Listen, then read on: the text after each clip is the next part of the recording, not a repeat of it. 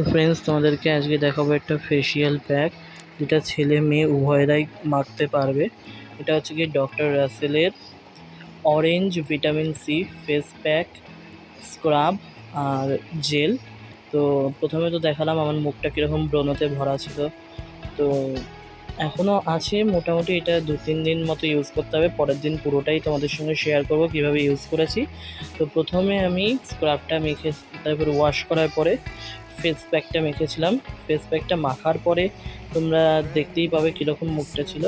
তো এটা অন্তত তোমাদেরকে 10 মিনিট বা আধা ঘন্টা রাখতে হবে যতক্ষণ না শুকাচ্ছে। তারপর ওয়াশ করে নেওয়ার পরে আমার মুখটা দেখতেই পাচ্ছ কী সুন্দর হয়ে গেছে।